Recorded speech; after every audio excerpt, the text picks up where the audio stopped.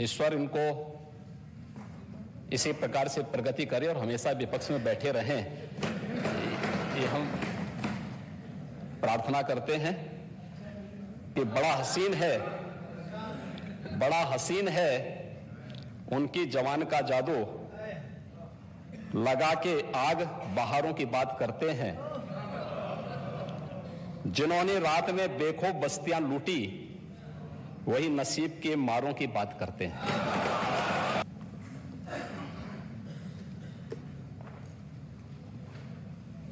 नेता प्रतिपक्ष की बातों को मैं सुन रहा था और इससे पहले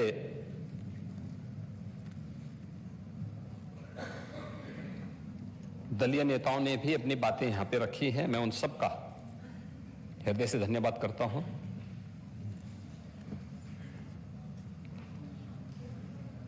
लेकिन मुझे अफसोस हो रहा था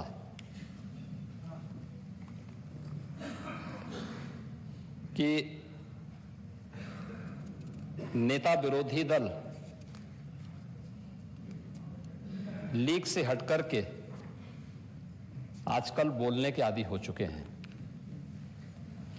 और ये बीमारी केवल यहीं पे नहीं आई है, जो बीमारी बिहार में देखने को मिल रही है, वही बीमारी यहां भी देखने को मिल रही है। और इसीलिए मुझे, जो कि मेरे बगल में वित्त मंत्री के द्वारा अनुपूरक बजट प्रस्तुत किया गया था, वो शेरो शायरी के बड़े शौकीन हैं। नेता विरोधी दल के इन वक्तव्यों को सुनकर के मुझे एक शायर की एक बात याद आती है कि बड़ा हसीन है उनकी जवान का जादू, लगा के आग बहारों की बात करते हैं। जिन्होंने रात में बेखौफ बस्तियां लूटी, वही नसीब के मारों की बात करते हैं।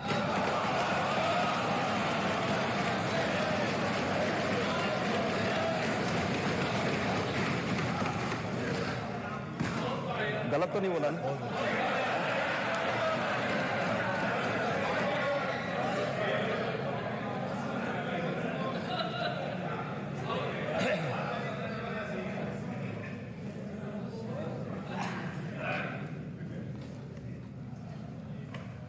महोदय,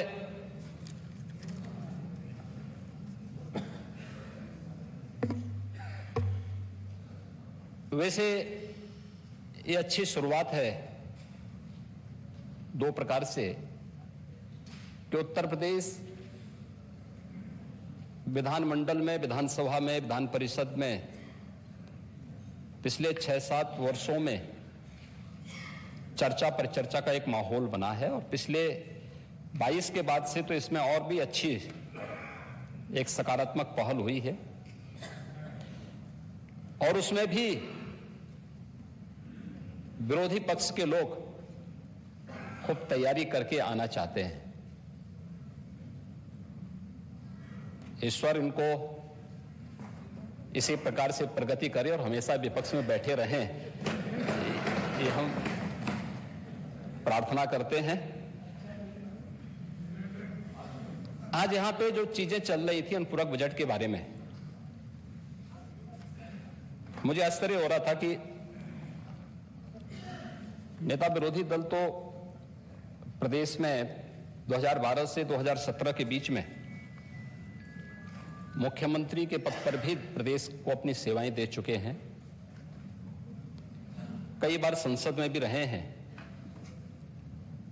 और सप्लीमेंट्री योजना को, इसी डीपीआर की जो रिवाइज एस्टिमेट जो इन्होंने प्रस्तुत किया, कैबिनेट से पास किया, वह 1513 करोड़ का, और महोदय 1437 करोड़ खर्च करने के बाद भी कार्य अधूरा का अधूरा पड़ा रहा है। इसमें हमें आश्चर्य होता है अनियमितता किस हद तक की। इसमें टीएससी का गठन किया गया, सीबीआई और ईडी के द्वारा भी इसमें जांच की जा रही है। और जब इसमें हम लोग विभिन्न निष्कर्षों पर पहुंचे हैं तो अनियमितताएं, जैसे डायफ्राम वाल कार्यों को बिना अनुमोदित ड्राइंग कराना, स्लश रिमूवल की में अनियमितता, 141 अनुबंधों में अनुबंधित धनराशि से अधिक का भुगतान किया जाना, विजन डॉक्यूमेंट के कार्य को बिना सक्षम स्तर से स्वीकृति के विस्तार कर भुगतान किया जाना, डायफ्राम वाल के प्लेटफॉर्म के काम को पूर्ण होने के बाद भी अतिरिक्त 4 फर्जी अनुबंध गठित किया जाना, इंटरसेप्टिंग ट्रंक ड्रेन में निर्धारित रीच से अधिक रीच में कार्य कराई जाना भी, ये सभी चीजें इसमें हुई है। यानी ये किस हद तक कार्य करते थे, कारनामे प्रदेश की जनता भूली नहीं है। और एक और कारनामा है, यद्यपि ये तो लंबी फेहरिस्त है और हर जिले में होगा। यहां पे यद्यपि सब जुडिस मामले को या फिर जुडिशरी से जुड़े हुए मामलों को उठाते नहीं है, लेकिन एक ध्यान आकर्षण के लिए बहुत आवश्यक भी है। लखनऊ बेंच का जो भवन बना है, महोदय, निर्माण कार्य में पैसा तो प्रदेश की जनता का लगाना। मैक्सिमम जो स्ट्रेंथ है वह स्ट्रेंथ यहां पे 30 जजेस बैठेंगे, यहां पे जब भी बैठेंगे। वर्तमान में 20 बैठते हैं, लेकिन चेंबर कितने बनाए गए? 76 चेंबर बनाए गए।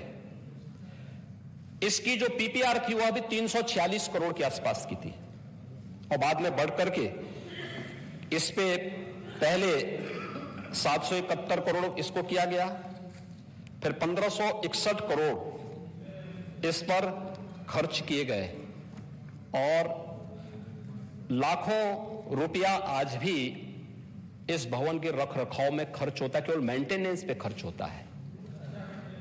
यानी 76 चेंबर बने हैं, जजेस बैठ रहे हैं मात्र 20, बाकी 56 खाली, और उनके मेंटेनेंस के नाम पे प्रदेश का पैसा किस तरीके से खर्च हो रहा है, ये कारनामे किसी और की नहीं, ये विदेश से डिग्री प्राप्त किए हुए हमारे नेता प्रतिपक्ष के ही समय के कारनामे हैं। और इसीलिए ये प्रदेश के बारे में जो इतनी गलत धारणा बनी थी, जो यहां का नौजवान अपनी पहचान को छुपाता था, इन्हीं कारणों से छुपाता था। महोदय, प्रदेश की कानून व्यवस्था के बारे में कह रहे थे, माननीय नेता प्रतिपक्ष कह रहे थे इसके बारे में भी, और कानून व्यवस्था की स्थिति किस रूप में थी, इससे कोई, यानी हर व्यक्ति इस बात को जानता है। खासतौर पर 2016 के सापेक्ष अगर 2022-23 में अगर हम देखेंगे तो आज के दिन पर महोदय एनसीआरबी के जो डाटा है, मैं उसकी बात कर रहा हूं, मैं ये मेरे स्वयं के नहीं है, उत्तर प्रदेश गृह विभाग के भी नहीं है। ये जो डाटा है यह एनसीआरबी के हैं, और उसमें खासतौर पर डकैती के मामलों में 80.31% की कमी आई है, लूट में 61.51% की कमी आई है, हत्या में 32.45% की कमी आई है, बलवा में 51.65% की कमी आई है, फिरौती में 43.18% की कमी आई है, और दुष्कर्म के मामलों में भी 21.75% की कमी आई है। महोदय, 17 के पहले उत्तर प्रदेश के बारे में पश्चिम को पूरब से जोड़ने के लिए गंगा एक्सप्रेसवे पर काम चल रहा है, और हमारा प्रयास है कि प्रयागराज कुंभ 2025 के पहले हम इस एक्सप्रेसवे के कार्य को पूरा कर सकें।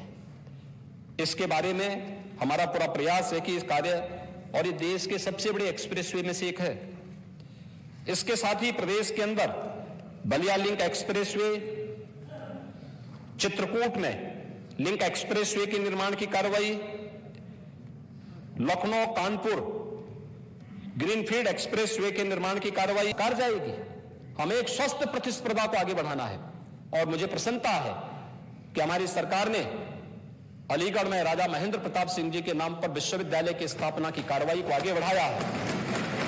सहारनपुर में मां शाकंभरी के नाम पर विश्वविद्यालय की कार्रवाई को तेजी के साथ आगे बढ़ाया है, नए उनके सत्र प्रारंभ हो चुके हैं। और महाराज सुहेल देव के नाम पर भी हमारा एक विश्वविद्यालय आजमगढ़ में बन रहा है। सत्र प्रारंभ हो चुका है, विश्वविद्यालय के निर्माण का कार्य तेजी के साथ आगे बढ़ रहा है। 23-24 के बजट में भी 3-4 नए विश्वविद्यालय की स्थापना की कार्रवाई को सेफ सिटी एक सपना। महोदय, आज मुझे बताते हुए प्रसन्नता है, स्मार्ट सिटी में उत्तर प्रदेश के शहर भी आज देश की रैंकिंग में स्थान बनाते हैं, स्वच्छता की रैंकिंग में स्थान बनाते हैं। महोदय, आज सेफ सिटी में बहुत शीघ्र उत्तर प्रदेश के 18 सिटी सेफ सिटी घोषित होने वाले हैं और इसमें गृह विभाग, नगर विकास विभाग, हमारे प्राधिकरण के साथ साथ निजी क्षेत्र की भी भूमिका है, वे भी इस दिशा में कार्य कर रहे हैं। अयोध्या, मथुरा, वृंदावन, शाहजहांपुर, ये नए नगर निगम भी इस सरकार में बने हैं। 113 नए नगर निकायों का गठन भी हुआ है।